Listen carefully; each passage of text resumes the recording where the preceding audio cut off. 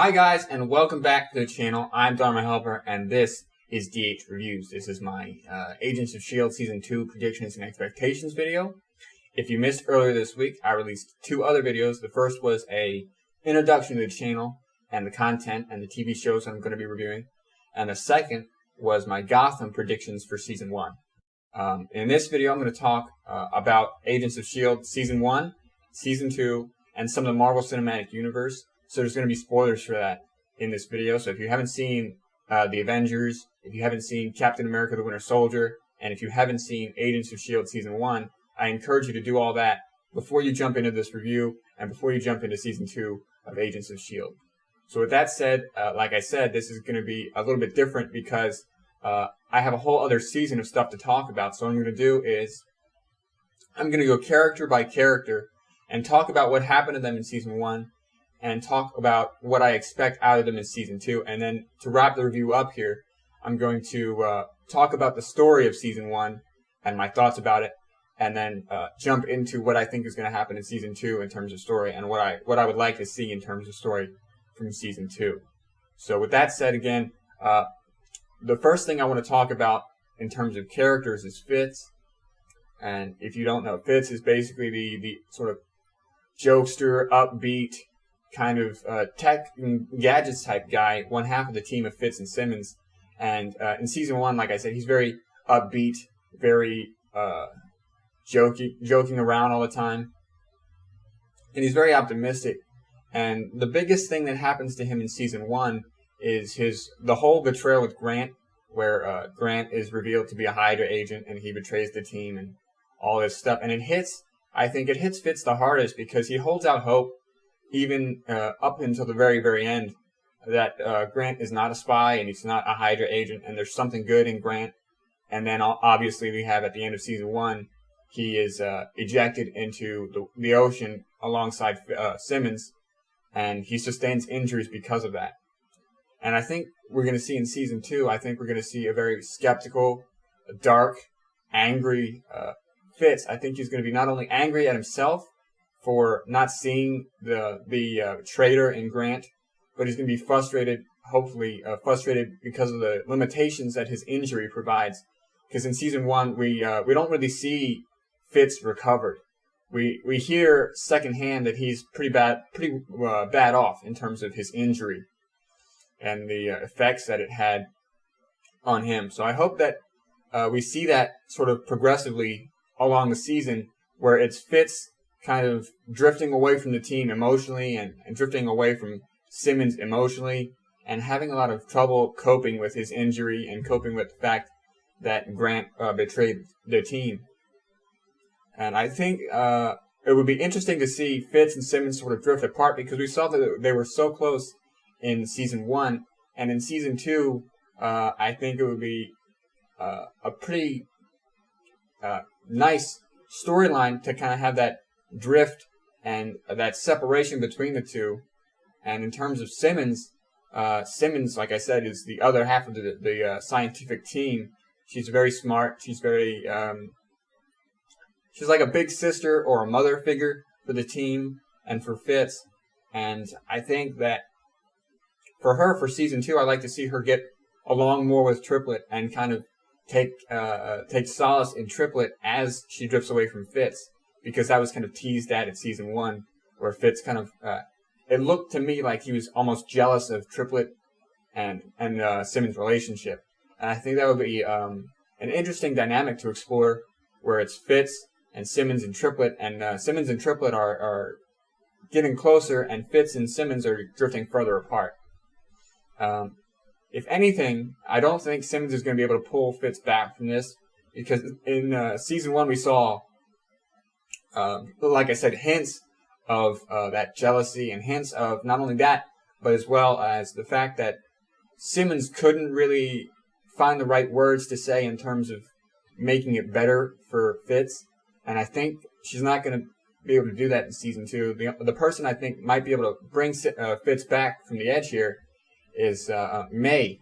And May, in Season 1, we're introduced to her as the Cavalry, because of an event that happens in her past, and she's very stoic and angry and very much focused on the mission she's a badass type character and stuff like that. And I think her experience with anger and with dealing with betrayal and emotions and stuff is going to play into season 2 and how she deals with Fitz and his transformation in season 2. Because in season 1, there was that whole Asgardian anger staff thing, and she was pretty much the only one able to wield it and control her inner emotions. And I think she's going to bring that to Fitz and sit him down and say, look, I know Ward betrayed us. He betrayed me too, because in season 1, May and Ward had that relationship going for a very long time. And then, obviously, the whole betrayal thing happened. And she's going to sit him down and say, look, we need to focus on finishing off Hydra and Centipede and all that. And we can't let our emotions get in our way. And I think she's going to be the real mentor and shoulder to cry on for Fitz heading into season 2. So that's Fitz. And my thoughts on Fitz, May, Simmons, and let's talk about Triplet next. Triplet is basically the replacement for Grant in terms of the fighter and the badass type character, but he's also got a little bit of Fitz and Simmons in him, in that he's upbeat, optimistic, joking around, very lighthearted. He's not like May, who is sort of this very stoic. We saw glimpses of that in May in season 1, and I'd like to see more of that, but not necessarily in season 1. We didn't see that. We saw a very stoic and serious May, and I'd like to see, in terms of May for season 2, I'd like to see her, like I said, bring Fitz back and get closer to Fitz, but also kind of lighten up and open up. And I think maybe Fitz will do that for her, as she does for him, bringing him back. He will also teach her to kind of open up and not take things so seriously. But getting back to Triplet, he and Grant shared a mentor, Garrett. And Garrett and Grant were Hydra agents. And I think that's going to play a huge part in Triplet's season 2. I think it's going to be sort of a ghost or a shadow that follows him, where his friend and his mentor were both Hydra agents. And so maybe there's a little bit of suspicion that maybe he's a Hydra agent, or he's a sleeper agent or something like that. And I think emotionally it's going to shadow him and be a huge part of his season as well, because, like I said, his mentor and his friend were both Hydra agents. And so he didn't see that, and he wasn't able to stop them from betraying the team, from betraying S.H.I.E.L.D. And I think that's going to weigh heavily on his conscience, because Ward and Garrett really racked up a body count at the end of season 1 there, and they also raided the fridge, which I'll talk about when I talk about the storyline. But I think that's going to weigh very heavily on Triplet, trying to prove himself as not only a good agent and not as a spy. I'm more as a member of the team and being integrated into the team. And I think that's going to be his season 2 journey, is how can I resolve the fact that my friend and my mentor were both agents of Hydra and traitors and spies, and how can I trust myself again in terms of my instincts and my judgment. And then we have Skye, who in season 1, Skye started off as this hacker for the Rising Tide, and she infiltrated S.H.I.E.L.D., and her goal was to expose S.H.I.E.L.D.'s corruption. But then she, over the course of the season, became a member of the team in her own right and earned her spot on the team and the trust of her friends and all that stuff. And she and Ward were very close, so I think that'll play into her season 2. But I think for season 2, what I'd like to see the most out of Skye is a couple of things. Mostly, I'd like to see her take on more of a leadership role, because in season 1, she and Agent Phil Coulson, who I'll talk about just a second, but she got very close with Agent Phil Coulson, and they formed a very strong bond that I don't think anybody else on the team has. And I'd like to see her bring their philosophy of no more secrets into this new iteration of S.H.I.E.L.D. and become, like I said, a leader and somebody who can bring S.H.I.E.L.D. in the right direction, because she has a very strong personality and a very strong set of ideals in terms of no more secrets. This is the way we do things. We're friends and we're good people. And S.H.I.E.L.D. needs that in their second iteration here with Phil being the director, which I'll talk about again in just a second. But S.H.I.E.L.D. needs that not only for themselves, but as a PR sense almost, where it's kind of like the U.S. government and a lot of the world views S.H.I.E.L.D.'s actions as the actions of Hydra, and they kind of interchange the two, and they're both terrorist organizations in the eyes of the U.S. government and in the eyes of some of the people. So I think that bringing that back to S.H.I.E.L.D. and hitting the reset button and saying, look, S.H.I.E.L.D. is a good place for good people, and we do good, and we're not the enemy. I think that's going to be a huge part of her season 2. But also I'd like to see, because we talked very briefly about, we saw very briefly in season 1 hints and things like that in terms of S.H.I.E.L.D. being an 084, which is S.H.I.E.L.D.'s classification for an object of unknown origin. And basically it means that she's kind of an alien almost. And they talked about her parents being monsters and so on. And we saw, I think, a glimpse of her father at the very end of season 1 with the woman in the flower dress, which I'll talk about when I talk about the story. But I'd like to see her powers sort of develop, if she has any powers.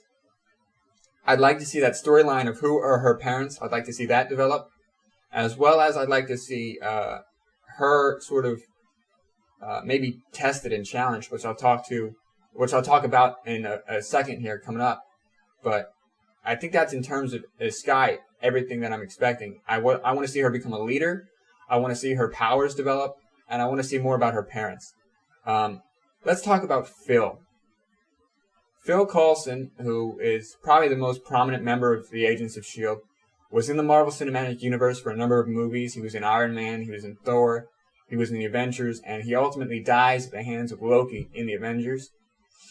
And the whole mystery of season 1 is how was he able to come back to life?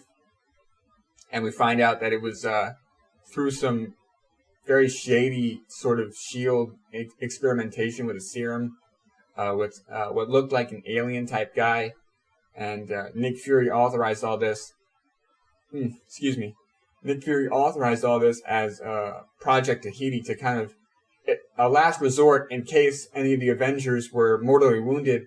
They wanted to have a serum or a backup plan to put them back into action. And we find out that this serum has psychological effects. We saw it in Garrett when he took the serum and he kind of started drawing this weird stuff. And he talked about seeing the galaxy, and he talked about all this kind of crazy out of the box type stuff. And we didn't see that in S.H.I.E.L.D. when she took the serum, which, like I said, would be an interesting thing to start looking into in terms of why that didn't have that effect on her and what her powers are. And we started to see that in Coulson as well at the end of season 1, where he started to draw that thing on the wall or whatever it was. And I want to see that sort of develop in season 2 in terms of what were the effects of the serum on Phil, because we find out that the whole reason that the Agents of S.H.I.E.L.D. team was put together was to make sure that Phil didn't lose his mind and freak out psychologically. And Nick Fury basically told May, look, put this team together, put Ward as the sort of muscle on the team in case you have to put Phil down, put Fitz and Simmons as a scientific arm of the team to observe him psychologically and to observe the serum's effects on his mentality and his psychological being. And so that was the whole reason the team was put together, was to keep an eye on Phil. And I think season 2, we should see that sort of unravel. We should see Phil sort of struggling to keep himself together and sort of struggling to keep that, like I said, mentality together.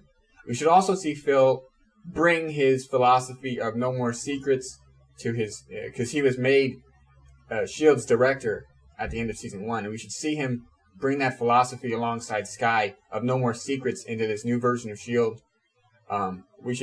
I'd like to see maybe more of his past. I believe Amy Acker played his love interest in this first season, and she was the violinist and all that stuff. Maybe see more of that and let that develop more. I would like to see that. Trying